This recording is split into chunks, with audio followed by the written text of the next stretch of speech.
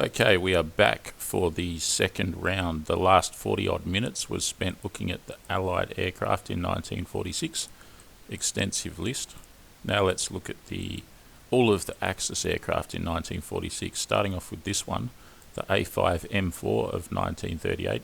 What a graceful yet beefy muscle plane this is. It has kind of Spitfire-esque graceful elliptical wings, and it has this beefy radial engine at the front here and no attempt at making an undercarriage that retracts.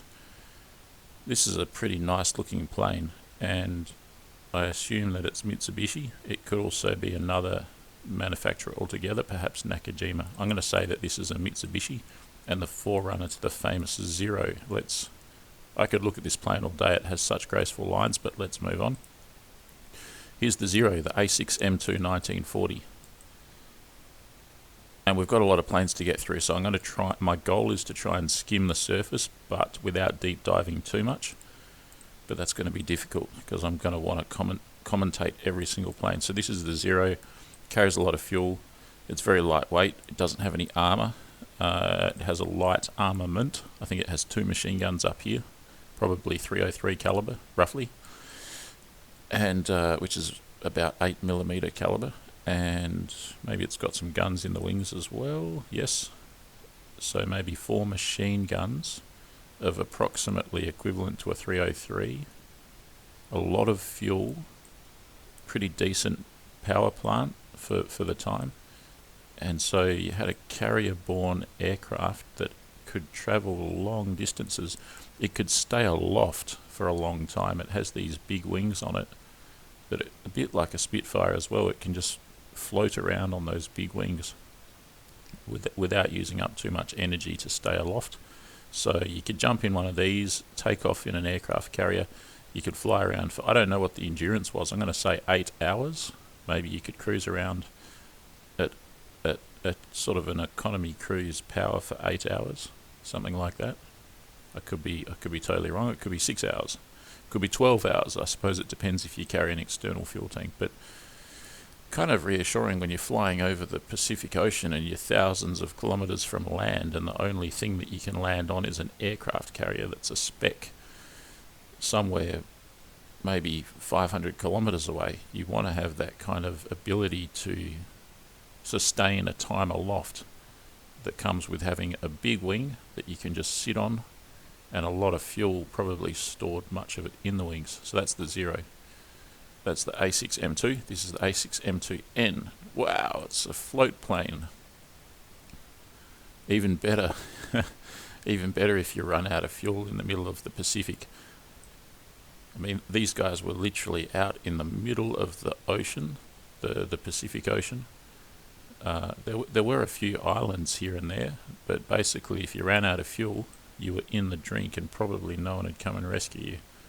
So having this amphibious ability would be pretty good, particularly if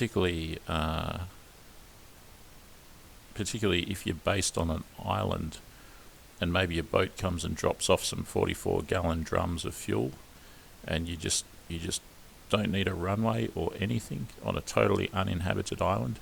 You just pull this thing up, drag it up onto the beach, refuel it, and away you go. So that's a pretty kind of hardcore warplane, isn't it? Obviously the performance is going to suffer having this massive parasite drag, but you get the benefit that you don't need a runway. You're totally amphibious. That's the N2 of 1942. What kind of numbers they built of that particular variant, I don't know. This looks like a classic Zero right here, and it's a very graceful looking plane. This is Japan's equivalent to the Spitfire or the Mustang or what have you, in terms of its kind of like its best known iconic fighter plane, warbird of World War II. So that is the A6M5A of 1944, which means it's got heavier everything, more powerful engine, etc., etc. It still retains the same shape and the same dimensions by the looks of it, but the pilot has some armor on the seat. He probably always had this, but he's got a loop there, which would be a radio direction finding loop to find the aircraft carrier and get back to landing. And he's got some cannons here, some big cannons in the wings, and of course some guns on the engine nacelle. Now that I look at it, it looks like there's actually 1, 2, 3, 4 guns on the engine nacelle. Again, I could be wrong, but it looks like he's got a set of 2 guns here and a set of 2 guns here, which would make perhaps 4 machine guns and 2 cannon. That was the 1944 variant of the Mitsubishi Zero. Here's an Arado AR-196A3 from 1938.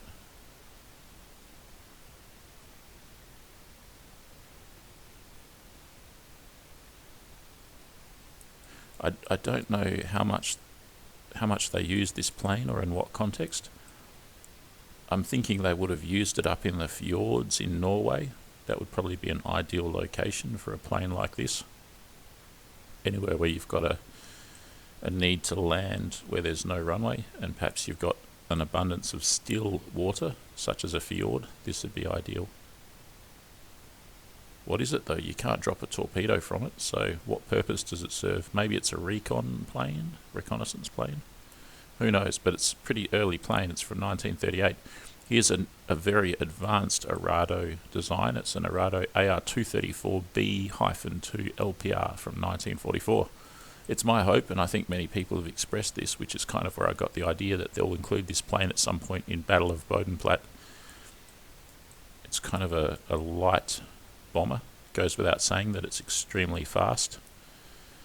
And it has a few curious features to it. For some reason, Arado didn't include a permanent undercarriage for this plane, at least initially. The initial design just had a kind of a dolly, a bit like the ME-163 Comet, so it takes off on a undercarriage dolly that then gets jettisoned once they're airborne, and then when it lands, it comes to a skid halt. I don't think they did that for very long. I think the next variants had a permanent undercarriage, as befits a very high-tech machine like this. It's a curious thing to put a non-fixed undercarriage, like a non-permanent undercarriage on a high-tech jet like this. So another interesting feature of this plane is it has actually a periscope right here. That's actually a periscope, and so I think it's a crew of 1. You have 1 pilot sitting here in a kind of a reclined position, which helps with G-force, and it also helps with keeping an incredibly streamlined shape here as the pilot's sitting reclined. But why does he have that periscope? I'm trying to think. I think there's a gun in the back of the Arado AR-234. I think there's supposed to be a gun. Maybe that's it there. Can you see that? So maybe there's 2, huh? They look to be fixed. 2 fixed guns firing backwards. And that's the reason why there's this periscope here. If the Arado does need to shoot at something that's coming up on it, I guess more for deterrence than anything, he looks through this periscope, which aims the gun backwards and presses the trigger, and hopefully that scares away any fighters that are pursuing. So that'd be quite a sting in the tail, isn't it? You can't see any guns or any gunner when you're flying up to the 234, and then suddenly you're thinking, aha, there's no armament, there's no ball turret or anything, and then bam, he hits you with these twin guns here, which are probably cannons. So that's the Arado AR-234. There's plenty of other innovations and stuff to do with this aeroplane, but we got to sort of move on. A lot of these planes, I could stare at them all day, but there's so many, it's time to move on. Another Japanese plane, a B-5N2 from 1939. A lot of the Japanese planes seem to originate from earlier in the war and even slightly pre-war. I think they came up with a lot of prototypes as the war progressed, but had trouble converting them into real-life aircraft, certainly of any production figures. This one has a striking red tail. It's kind of a slim-looking aircraft with a lot of wing area and a radial engine. I reckon this is a torpedo bomber. There's a window there. There's no hard points on the wing. Is there internal storage? These look like fuel tanks. maybe it, I don't know, maybe it just carries a bomb, or it looks like a torpedo bomber to me, the type that hit Pearl Harbor. I would say a long-range torpedo bomber, B6N2 from 1944. So that was the B5. This is the B6. And this one's much later. This is like 5 years later. How does it look? Tail is different, perhaps. It looks like a more beefy aircraft, probably a stronger engine. You can see a window here. How many crew have you got? 1, 2, 3 crew. And a window here. This is probably, and it's got a retractable tail wheel as well, I think, unless that's, I don't know, looks retractable. So that's a Japanese carrier-borne torpedo bomber, in my opinion. That's a Brewster Buffalo, a B-239 from 1940. Brewster Buffalo. Very early warplane, kind of reminiscent of a GB Sportster with its kind of bulging fuselage and its stubby wings, although not quite as pronounced, of course, as a GB Sportster. If you don't know what a GB Sportster is, do a Google search for it. It's basically a 1920s racing monoplane with it's basically an engine with some wings, is what it is. Anyways, here's the BF-109s. Man, there's a bunch of them. This one's the E4. I'm going to go through them quickly. It's E4. There's tons of them. E4, E4B. I think it's the one that carries a bomb. It's got a hard point there.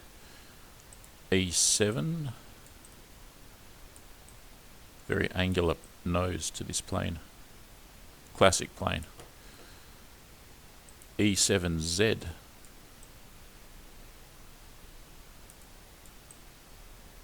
So that's the E7Z. One thing the Luftwaffe could have done within the Battle of Britain is some effective drop tanks for all of these 109s, which they didn't really bother with until it was much too late. And they could have attacked the radars constantly. I think in total they attacked the radars about 2 times. This is probably why they lost. What's this? This is an F. The long, sleek lines of this very fast plane, the BF-109F. This is an F2. Here's an F4, which is an extremely fast plane. Really good to dogfight in this plane.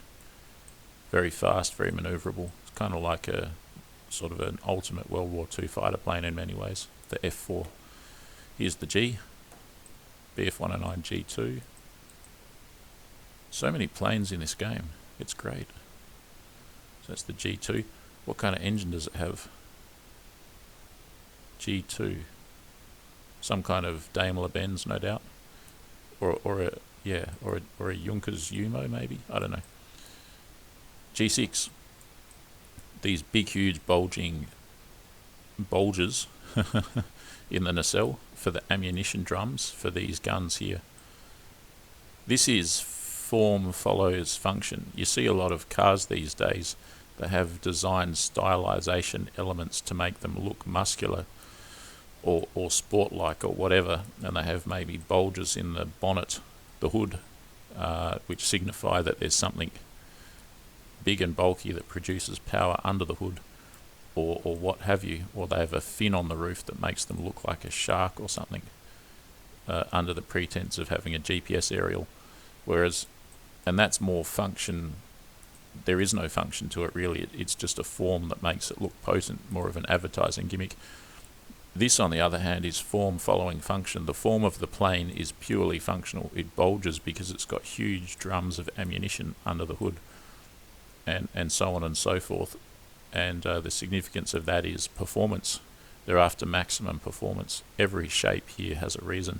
It's never bigger than it needs to be, because you need to make it as sleek as possible, as aerodynamic as possible, so it'll be as fast as possible. But when you've got something like 50 kilograms of ammunition here and 50 here, you need to fit them somehow, so you make these bulges. So that's a classic example of form following function. And is this okay, this is a G6AS, and you can see that the bulge has kind of been changed here. It looks a bit like a BF-109K4 with this kind of how do you describe it? Like the ammunition bulge has been they've changed the shape of the nacelle basically. It's even bigger, but it seems more subtle. So there's a lot of stuff under that engine nacelle. Here looks like a blister, doesn't it? And it's basically full of guns and ammunition and fuel and armor and engine and everything else. So that's the G6AS. That's the one. I was going to race through these, but it's quite hard to do that. This is the G10, 1944. Is the pilot's oxygen mask. If you see one of these planes up close, you'll see they're pretty small. They're pretty small. The 109 is a pretty small plane. Like, compare this 109 here to a Mark 14 Spitfire, which is also a small plane in a way, but the Spitfire is kind of big as well. It's a big plane. Here's a G14. He maybe is for diving. He's got these red lines on the canopy. What would they be for? I think they're at a 45-degree angle to the horizon when you're in a shallow dive. So maybe this was a bombing variant, something that would attack the ground perhaps, or maybe that was for some other reason, maybe diving on bomber streams at 45-degree angle. There's got to be some significance to it. And look at the wing, the shape there on the wing. Obviously you've got the wheel sitting there, and then above it you've got this kind of area here where if there's no guns in it, I think there'd be guns in there at some point. That's the K4. And it also has the newer canopy. So there you go, that's the K4. The best 109 of World War II was the K4, many say. Here's the, wow, here's the 109Z or Z with its spinning double spinner. Okay, so there's one crew. What would you use this for? It could be a replacement for a BF-110. I could see this thing attacking bomber streams. You'd have some pretty mean armament and very powerful engines, very fast. Have I ever seen this before? I've seen the Mustang version of this, but I've never seen this. Did they ever build this in real life? Probably not. Maybe Willie Messerschmitt had a prototype sitting in one of the hangars as his fabrication crew and his engineers could have whacked one together pretty easily, but I don't think they ever put it into production. That's the Z. This is a BF-110 from 1940. Pretty standard. BF-110 C4B from 1940. Again, pretty standard. BF-110 G2 from 1943 with his navigation lights on. Again, pretty standard. A fast plane. A Blenheim from 1937. And if these are the Axis planes, why is a Blenheim included in the Axis? I'm going to go out on a limb and say that this maybe is... It doesn't look like it though, but maybe it's the Finnish Air Force. What is this one here, or is it Estonian or something? Not too sure. So it's listed under the Axis, yet it's a British plane, it's a Blenheim. Interesting. Here's a Fiat Cr, an Italian biplane found in the Desert War. This would have been combating a Gloster Gladiator at one point, I'm sure. D3A1 from 1940. Here's one of these elliptical winged Japanese planes. It's a D3A1. Is it a bomber? I think it's a bomber, and it can probably carry a torpedo as well. I'd say it's primarily a bomber. I love the look of the Japanese planes. They have these graceful wings and they have these big radial engines and huge wing area. They really have a design ethos to them that is naval aviation related, usually carrier borne. This one has some dive brakes, which proves that it's a dive bomber. You can see there and there are dive brakes. So this is a dive bomber. And the ethos being big wings, powerful radial engine, a lot of wing area, a lot of fuel stored in the plane, probably in the wings, as well as the fuselage, and an ability to cruise over great swathes of ocean, and then using a direction finder get back to the aircraft carrier and make a landing. Here's the Fiat Storch, the FI-156. If I ever own a plane in real life, I'd like it to, well, I mean, I'd own any plane, but I mean, this is a pretty good candidate. This is an amazing plane. The Fiat Storch was a STOL aircraft, a short takeoff and landing aircraft. It could take off and land at about 36 kilometers per hour, which I think my cat can run faster than that. I mean, a STOL aircraft, short takeoff and landing. It has leading edge slats, and it has trailing edge full length flaps. I think they're aileron flaps, so they're called flaperons. So those things right there assist the Storch to go incredibly slow when it needs to, but it can pack up the slats and the flaps, and it can cruise at a respectable speed when it needs to. It's got this amazing grasshopper-esque undercarriage, which is very springy, very wide track. It's designed for landing anywhere, anytime. It's basically your ultimate bush plane. Some of the battles on the Eastern Front, from the Axis side at least, were commanded from the air in one of these. So thinking particularly of General of the Luftwaffe in the Eastern Front, General Richthofen, who was a cousin of Manfred von Richthofen, the Red Baron.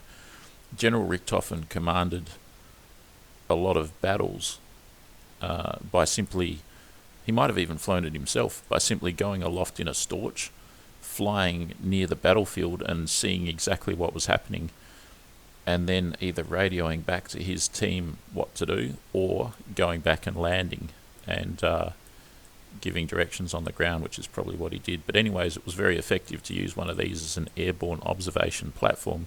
This is a liaison and reconnaissance aircraft. After all, it has these big bulging windows that you can they're optimized for maximal field of view. You can really just look out the window and see everything.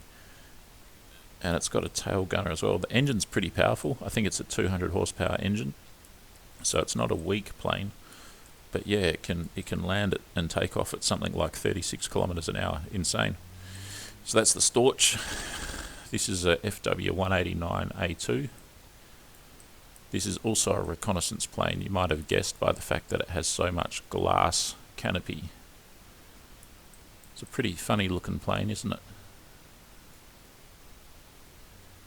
Look at that tail wheel. I don't know if that's an artifact of the video game, or if that's real life, how the tail was. I don't know. It seems like it's real life, that it folds there and it comes right down to about here for landing. So that is a reconnaissance plane made by Focke-Wulf. Here's the Focke-Wulf FW-190A4, an early version of the FW from 1942. Here's the A5, a very heavily armed FW. 1, 2, 3, 4 cannons plus 2 machine guns. That'd be 4 20mm cannons, the MG 150-120, and then up here some machine guns, which would probably be 13mm MG 130-113s, which are bigger. For comparison, they're bigger than 50 caliber. 50 caliber's 12 point something millimeter, and these are 13mm. Here's the A8, very heavily armed, has a hard point to carry some pretty hefty bomb loads. Here's the A9. So there's quite a few variants of the FW. This plane, although it looks very brutal, and it is, it's not at all agricultural. It's very elegant and refined in terms of its systems. It's almost fly-by-wire. The ailerons and that, the control surfaces, they're not the traditional way. Like if you get into a Cessna built in 2019, a brand new Cessna, and you want to study how the control surfaces are moved by your action of the control column in the cockpit, basically it's a pulley and piano wire system where you've got piano wire on pulleys that it's just mechanical force, whereas in this thing from way back in 1944 you've got low voltage electrical circuits that command electric motor servos that move the control surfaces for you when you move the control column. So it's kind of like an early version of fly-by-wire. There's no pulley system or anything like that, and there's benefits to that. Like it's less susceptible to battle damage and things like that. With a pulley system, as soon as a wing warps or changes shape, it impacts how the pulley system can affect the control surfaces.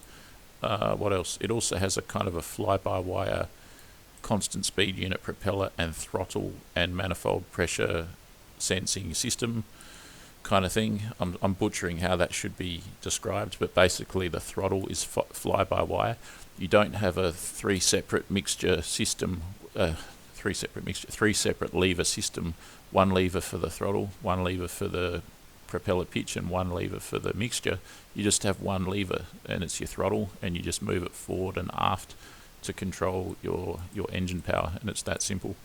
So it's a pretty sophisticated plane. It's kind of a high-tech plane. Here's an even more high-tech version of this high-tech plane. It's the D9, probably the forerunner to the TA-152. It has that kind of longer fuselage and longer wing. Apparently it could be mistaken from a distance for a Mustang, because it kind of has that inboard of the wing, the similar shape to the Mustang. So that's the D9. Here's the F8. Looks like a dedicated fighter bomber. Here's the Condor, FW200 Condor by Focke-Wulf.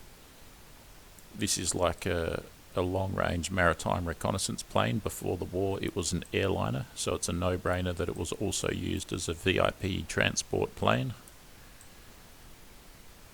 And so that's the Condor. This has got to be one of my favourite planes. It's a very graceful looking plane. Kind of reminds me in some ways of a Lockheed Constellation, the 1950s airliner, in some ways. What do we got here? What is this? This is a G50 from 1938. Maybe this is the Italian Air Force insignia, although it doesn't look like it to me, but maybe it is, because this is an Italian plane, a Fiat G50. G4M1 1941. This is a Mitsubishi Betty bomber, so codenamed by the Allies. They called it the Betty. The Japanese probably had a different kind of a name for it. G4M1 from 1941. It's kind of almost a heavy bomber, sort of like equivalent to a Wellington, I would guess. So looks to be pretty well armed. It's got like a tail gunner. Blisters here, which probably, yep, 2 guns in the blisters. Probably a gunner, yes, a gunner here, and a nose gunner. Nothing really underneath. So if you flew up aggressively, almost vertically, you could get him on the belly and he wouldn't be able to shoot you, because there's no ball turret or anything. But anyways, that's the Mitsubishi Betty bomber. Here's the Gladiator. I don't know which insignia that is. Is it Greece? Couldn't be, because this is Axis. I don't know. But anyways, that's the Gloster Gladiator. The famous children's book author Roald Dahl, who wrote James and the Giant Peach and Fantastic Mr. Fox and the BFG, the Big Friendly Giant, and so many others.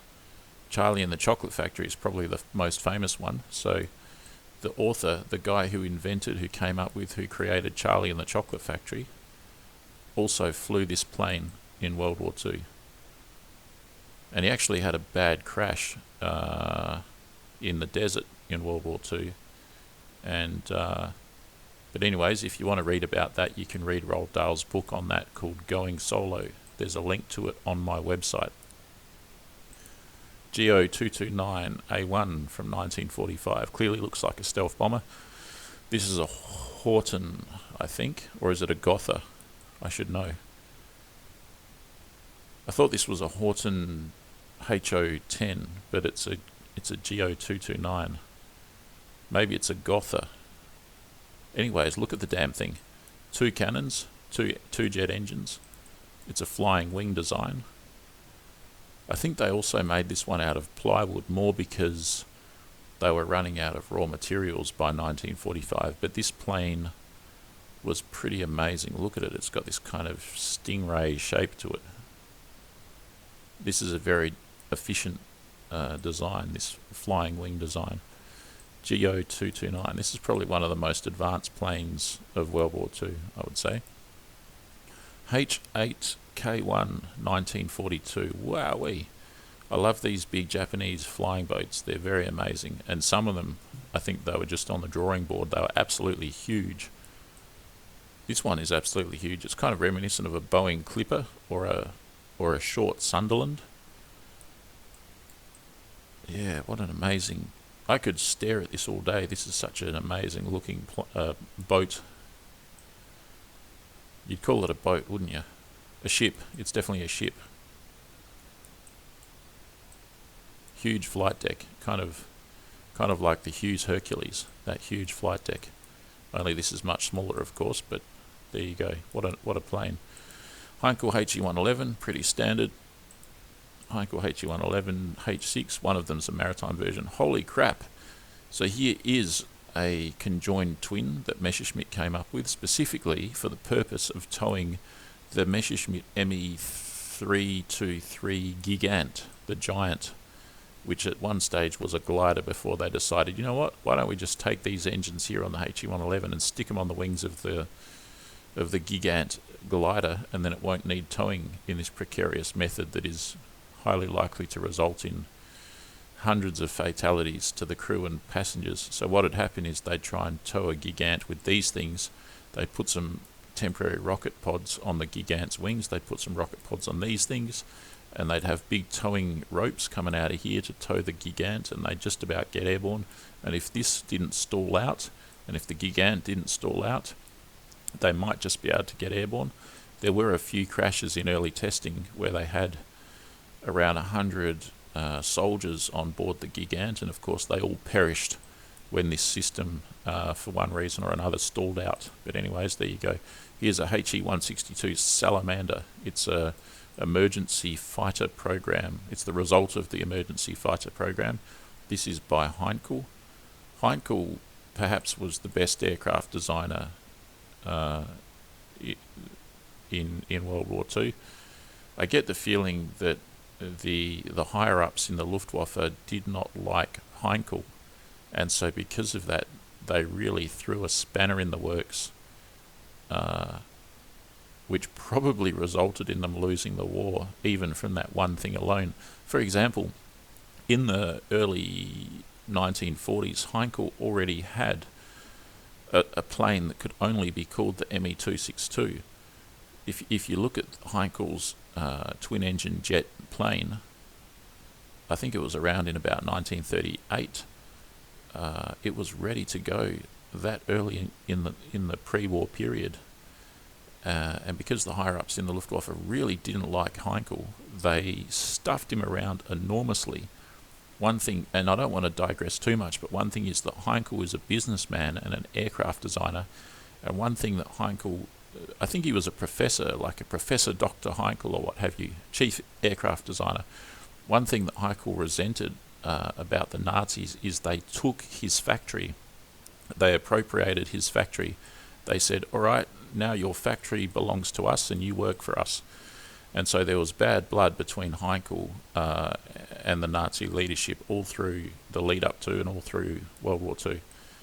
And one nasty thing they did was they took his jet twin-engine fighter plane and they said, no, you're not going to make jet fighters, you're going to concentrate on medium-sized bombers, so we end up with planes like the Heinkel HE-111, because Heinkel was relegated to making stuff like this, when really he was good at making stuff like this. So finally, when they realised maybe we'd better listen to Heinkel, they got this design here, but it was much too little, much too late. They were so strapped for raw materials that this plane was made of plywood and glue, and again, they were so strapped for raw materials that the glue that they used to glue the wings onto the fuselage was so inferior, not because they didn't know how to make glue, but because the materials just weren't good enough quality in 1945, that one of the problems with this plane is the wing would snap off of the plane or rip off of the plane often on takeoff, which led to many extremely young pilots, 17-year-old glider pilots mostly, perishing in this plane. They did have, I think they did have an ejector seat for this plane, but there's a YouTube video somewhere of a senior citizen, I think in the United States, giving a talk about his experience flying these, and when he was like 17, and he said that everyone that tried to bail out of one of these perished.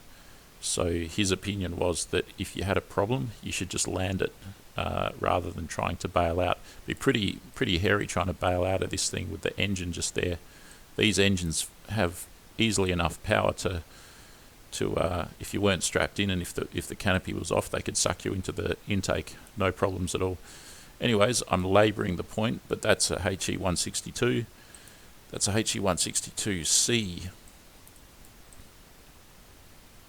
And that is an amazing looking plane, isn't it? It has a Beechcraft Bonanza V-tail. It has this amazing gull wing straight off of an albatross, at least in its form there. And it's also a swept wing. Potentially something like this could go supersonic with that kind of shape. Here's a Hurricane. Roald Dahl also flew the Hurricane. This one's from 1938, so it's a very early model. The Hurricane was a very simplistic design. It came, so Hawker made the, no, they didn't make the Gloster Gladiator. I'm talking crap. The point I'd like to make is that the Hurricane has a kind of a frame fuselage instead of a monocoque construction fuselage, so it's a different kind of a design. The fuselage doesn't get its strength from the skin, it gets its strength from the frame, and the skin offers no strength. The skin is just fabric, I think, for the most part. Here's a HS-129. It's a Henschel, and it's a dedicated ground attack aircraft with the French engine, kind of, I guess you could call it, built under license, the Gnome Rhone. Actually, no, it's not built under license, it's a spoil of war. They captured France and they kept the factory that makes this engine running, which is the Gnome Rhone company, makes these good quality radial engines. But by this time in world history, these engines were quite underpowered. So the fact that this plane has two engines doesn't make it more powerful, it just means that it has some redundancy. If one engine gets hit and stops, it probably still has another engine working. But both of the engines, by World War II Warbird standards, are pretty weak. They're about 450 horsepower each, I believe, from memory. This cockpit is so small. Another notable feature of this plane is that the gun sight sits outside the cockpit. It's been described as a flying bathtub. The pilot sits in an armoured bathtub-like steel structure, which is so small, and it has armoured plate windscreen, an armoured seat, an armoured everything, and no space, very claustrophobic, and a gun sight on the exterior of the cockpit. It kind of is reminiscent of a duck. And those are some notable features of the Henschel HS-129. Here's another version of this plane with a 7.5 centimetre cannon.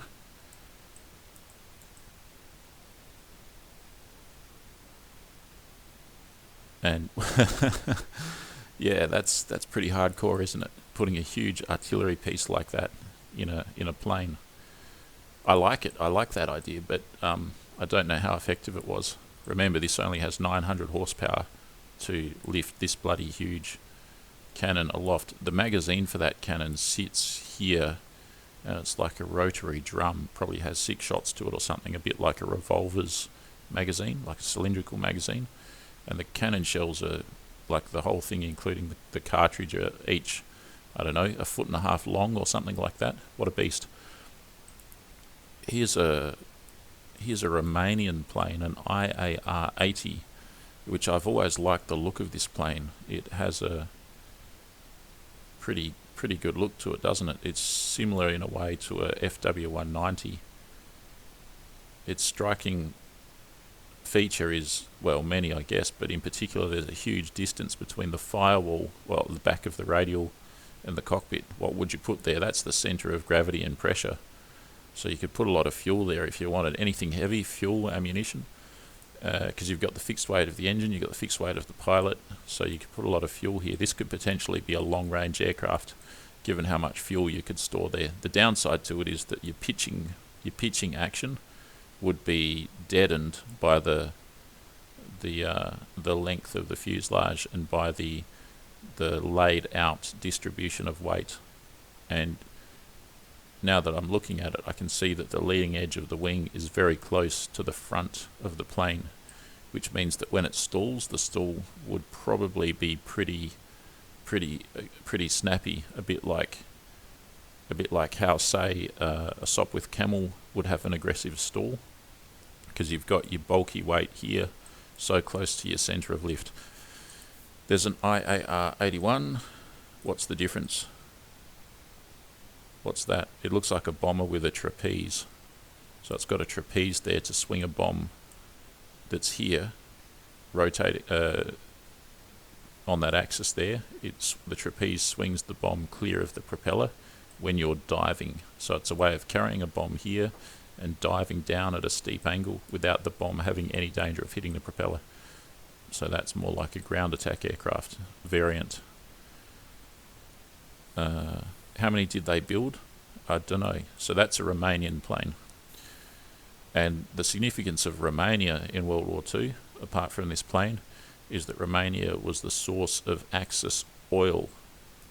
All wars are fought on energy being like petroleum, and the most petroleum that the Axis relied upon came out of Romania. So there you go. There's a J2 M3 from 1942. Gee, this is a interesting looking plane. It looks like a I don't know, like a small bird, kind of fluffed up. It's probably a good fighter plane, I would say. Why is it so? It seems very sort of short and stubby, doesn't it? But it's probably a pretty standard length and everything. Just the fuselage is very puffed up. So there's that. Here is a J2 M5 from 1944. So this is one of their... Both of these J2s are from 1944. This is a fairly late model. Seems to have 2 guns at least in the wings. I don't know anything about this plane. Who makes it? Is it Mitsubishi? Is it Kawasaki? Is it Nakajima? I don't know. I don't know anything about it. It seems to have a radial engine, but it also seems to have a very streamlined nose. This is an interesting plane. Yeah, I'd like to know more about this. I know nothing about it. Ju-52, nicknamed Auntie. Roughly equivalent to a C-47 or a DC-3. It's kind of like a all-purpose transport plane. Very robust. This plane largely, so it's a Junkers design, largely the product of the airline Lufthansa, who in the period leading up to World War II, they were looking for a reliable passenger plane, and so they came up with this one here in conjunction with Junkers. They developed this one, the Ju-52. This was a passenger plane, and you can kind of see the seats in there and that, and then it got turned into a military transport. Striking feature of this plane, of course, the 3 engines. but also the corrugated, is that the right word for it? The shape of the skin. There's a lot of strength in the skin of this plane because it's wavy. I think you'd call it corrugated skin. So that's that. Here's a Stuka, pretty standard. There's a lot of Stukas in Ju-87s and Ju-88s here. Here's a Stuka that's a Canon Vogel. It's got these 3.7 centimeter cannons, pretty beefy. And this was a tank hunting Stuka. The only problem really is that it didn't have much ammunition. I think each gun had 6 shots in the magazine, and that was it. So you could fire 6 shots. So what could you kill with 6 shots? I think at the most, realistically, you could probably take out maybe 2 tanks, which is enough, but then you'd have to fly all the way back, refuel, rearm, and then go again. You'd be better off if you had some kind of extended magazine for this gun, maybe somehow feeding in the wing or something, that you could have maybe 30 rounds per gun. If you had 30 rounds per gun, that would be more feasible to operate this. So that's that from 1943. Here's a Ju-88, 1939 model. When World War II started, as in the invasion of Poland, the Luftwaffe had how many thousands of this aircraft, the Ju-88? They had only 19 aircraft, only 19 Ju-88s during the invasion of Poland. In 1945, they must have had 10,000 of this aeroplane, but at the start of the war, they had 19 units only. Here's another version of it. Seems to have pretty standard features. Ju-88. Again, that's a pretty standard plane. 1942. It's like a Smorg the Dragon. Ju-88. Does it have a longer wingtips or something? I don't know. Late 1941, with some external hardpoints as well as the internal storage. A6. Wow, look at that. This is what I like about IL-2 1946. It has so many different variations and weird and wacky aircraft from the end of World War II. It's just amazing. This one looks to me, do you know what this thing is? Is it a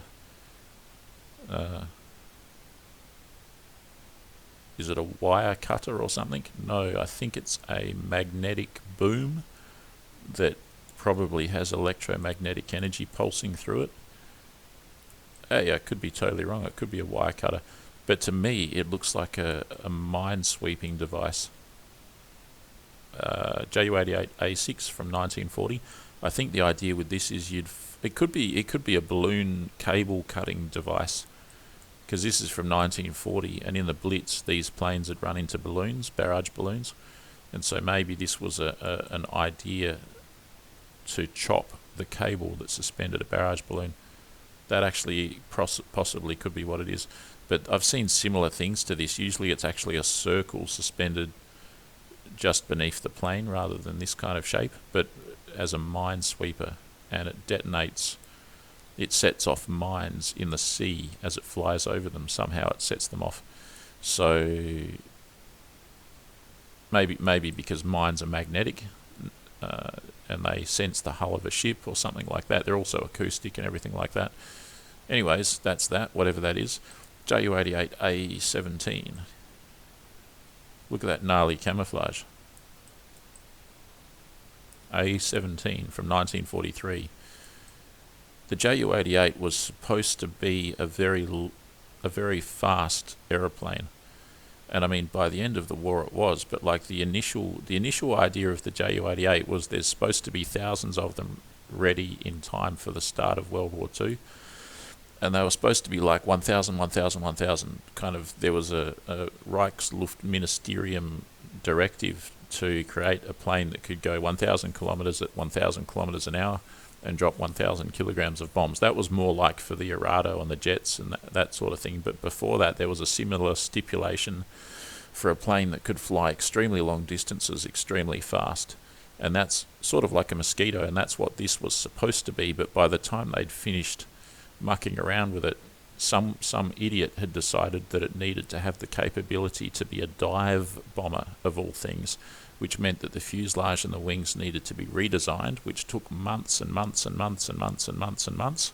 So the aircraft was not ready in time for the start of the war, which is the reason why they had 19 units available instead of thousands of units available at the start of World War II, and was also the reason why the aircraft, at least initially, had poor performance in comparison to its performance that was engineered and designed and planned on paper. By the time they'd finished strengthening the aircraft to make it dive bombing capable, it was slow. It was heavy and it was slow. Still fast, but heavy and slow in comparison to what it was scheduled to be. So the birth of many of these Luftwaffe aircraft, like the Me-262 and the Ju-88, when you read up on the history of it, it's enormously incompetent, not really from the aircraft companies themselves, but from the Nazi Party that continuously meddled in the development of these aircraft and kind of stuffed them up in a lot of ways. Not only the resulting design, but the time it took to put the design into mass production. Like we're talking like for example the CAC Boomerang, I think it was designed and built in about 6 months total.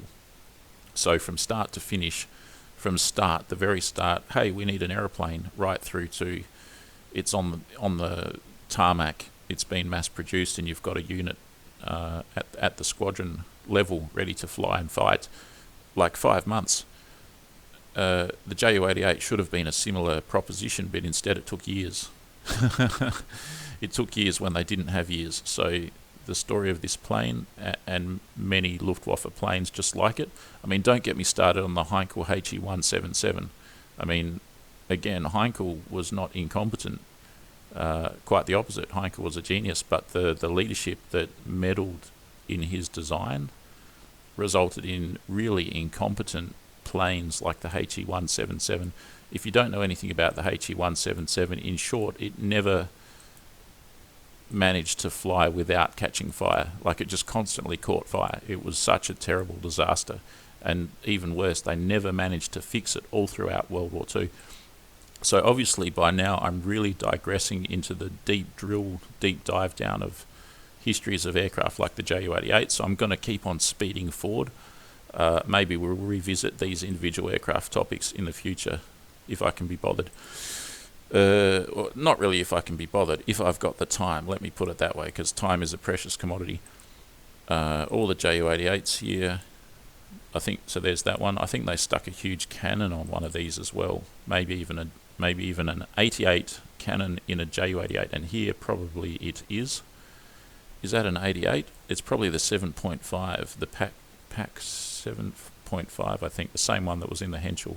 You can see it has a slight angle, maybe 2 degrees down to the longitudinal axis of the fuselage. So it's a dedicated ground attacker, this one. Having said that, with the right ammunition, you could potentially chase bombers with it. Here's a strange plane. This is the Mistel, and there's actually a part of this plane missing, you could say. The idea of the Mistel is that it's a flying bomb. It's a guided bomb. It's a very desperate late war innovation, and the pilot actually sits in a fighter plane on top of the Mistel. The tail is attached here. The fuselage front is here, and takes off and flies the Mistel while sitting in the fighter plane. When he's near the target, he detaches his fighter plane from the Mistel, and using a kind of a remote controller in the cockpit, he pilots his own plane, flying straight and level, maintaining altitude, while also piloting the Mistel, guiding the Mistel to the target. And in that way they could attack things like bridges and ships. If they needed to break a bridge that was strategically important, they could try and fly a Mistel into the bridge. Did it work? I don't know. My history is not infallible, but I think it would have had some impact. But gee, it's a pretty desperate design to sacrifice an extremely intricate and expensive thing like a a Ju-88 to a single use. So anyways, here is a Kawasaki Ki-21 from 1938. Kawasaki, better known for making dirt bikes with that iconic green colour. Here's one of their bomber planes. Looks very spacious in there, kind of like a tiny house with wings. Here's a Ki-21 again. Here's a Ki-27. I'm assuming that that's a Kawasaki because it says Ki. It could also be a Nakajima or something. This is a very graceful little plane, isn't it? Look at that. Wowee. 1938, so this is a very, very old school plane. Ki-43. Ki-43. There are still many of these lost in the jungles of New Guinea. No doubt. All in those mountainous, mostly uninhabited jungle regions. A lot of Allied and Japanese aircraft went down in those regions in those times, and they're still there. Probably some of them suspended from the trees. Here's a Ki-46. Looks like a ground attack plane of some kind. Fairly streamlined. Here's a Ki-61. This is a Kawasaki. Has a similar looking engine to a Messerschmitt. Looks like I think it's the same engine built under license. So it'd be like a copy of a Daimler-Benz DB something or other. So this was a pretty fast plane, pretty high performance. Maybe equivalent to a Macchi MC202 Folgore or something like that. Ki-84 from 1944. This was a potent plane. They didn't have many of them. I think it was a very cannon-equipped fighter plane. I think it had 4 cannon, probably 1, 2, 3, and 4. So 2 over the engine nacelle and 2 in the wings. So this is Japan's late war fighter plane, and this would have been a pretty good plane, but by that time they wouldn't have had any fuel or anything like that to be able to put it into the air, and probably no access to aluminium, so they would have been trying to build a lot of stuff out of timber and things like that. Ki-84 1C from 1945. Again, very cannon equipped. Pretty hardcore looking plane, isn't it? I should probably fly 1946 more often and try and fly some of these planes. There's so many of them. L2D from 1941. It's a Japanese built under license pre-war civilian version of the DC-3. Obviously used as a military transport. Here's a Macchi MC202. I think it's the Folgore, and I think Folgore means falcon. And again, it's got that Daimler-Benz engine there built under license. The only problem with this plane is they didn't build too many of them. From their point of view, from the Italians in World War II, before they switched teams, they needed a lot of this plane. I think they built 600 of them in total, whereas by comparison, I think 600 Spitfires would have taken, I don't know, probably a couple of months to build. So over the course of the 6 years of World War II, maybe 400, 500, 600 of these were built, so not very many at all. It was a good plane, they just didn't have the volume. Here's a ME-163, a Messerschmitt ME-163 Comet. It has that detachable trolley dolly undercarriage, and it lands on a skid. Later they were looking at putting in a permanent undercarriage. It's a rocket powered plane. It runs on hydrogen peroxide and something else, A stuff and B stuff or something, or C stuff and T stuff. You put the C stuff there and you put the T stuff there.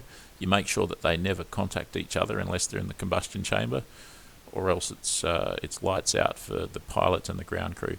The pilot of this plane wore a suit made of asbestos Why, you ask? Well, for health reasons, because it was because it was so likely that the aircraft would catch fire, basically explode and catch fire, that the pilot needed serious protection from the T-stoff and the C-stoff, particularly on landing with the empty combustion chamber with some vapors left over.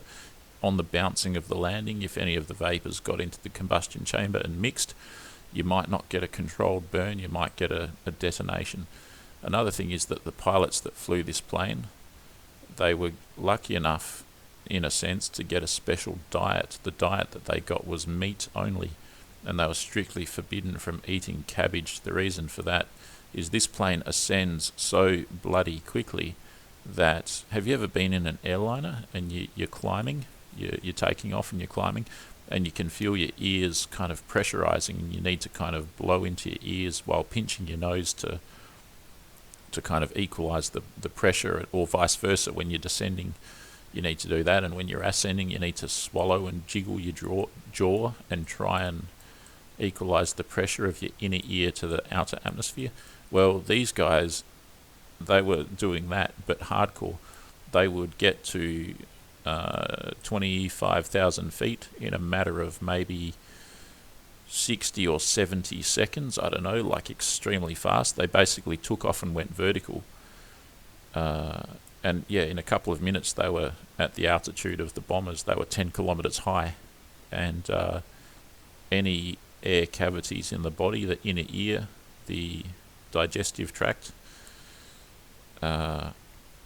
things like that, would literally rupture and burst if there was any excess gas in there. So, no cabbage for these pilots, diet of meat only. 1943, I think this is the Uhu, however you pronounce it, UHU, which I think means owl, like the bird, the type of bird, the nighttime bird, the owl.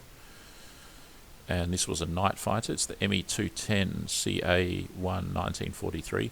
It has a analog computer that controls these two guns here, that can pitch up and down, and that can move outwards left and then in right, and outwards right and then in left, controlled by the guy in the back of the plane.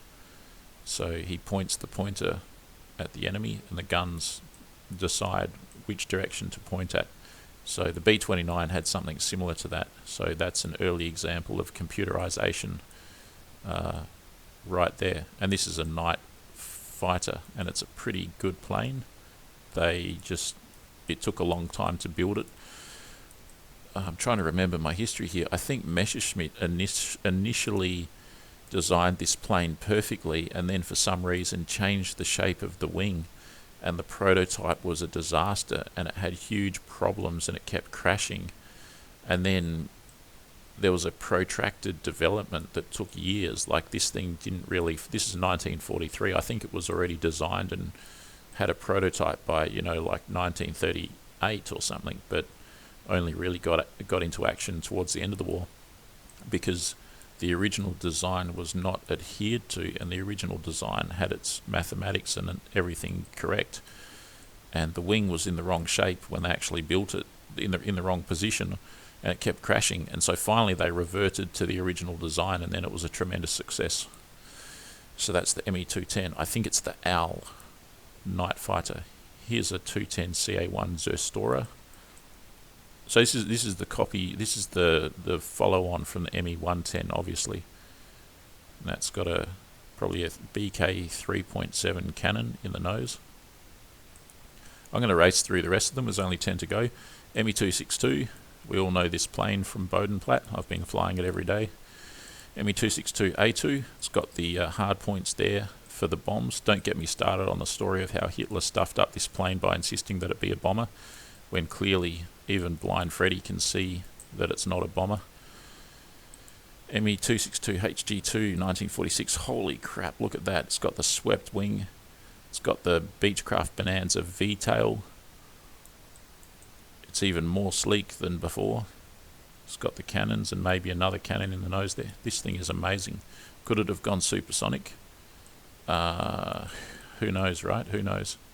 I think the fuselage is not sufficiently angular, and it's too bulgy but what do I know? Supersonic aerodynamics is a strange thing. Here's the Gigant, the Messerschmitt ME323 Gigant.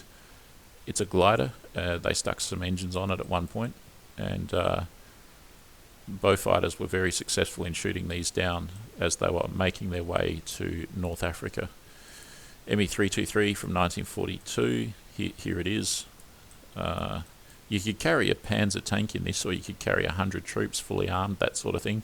If you were carrying the troops, it didn't have any guns of its own. The troops would occupy these positions, and they'd stick an MG34 in each one of these positions, and the troops would literally use their own machine guns as the armament for this troop transport. It's quite an impressive looking plane, isn't it? I think the initial versions were pretty dangerous to be in, because they were not very controllable, but I think they got on top of it. But you needed air superiority to fly this plane because it was so vulnerable to attack by fighters. What's this? What on earth is this? MS-406, 1936. Is this a MS? Is this a French plane? I've never seen this plane. It has a very protruding radiator. Kind of a good-looking fighter, I guess. Don't know anything about it. MS-410 from 1938. These are all pre-war designs. I'm gonna say that these are probably French planes, and because it says MS, I'm going to guess that they're Morane Salna. I bet you they're the brand of plane from France called Morane Salna, better known from World War I. Morco Morane, 1944.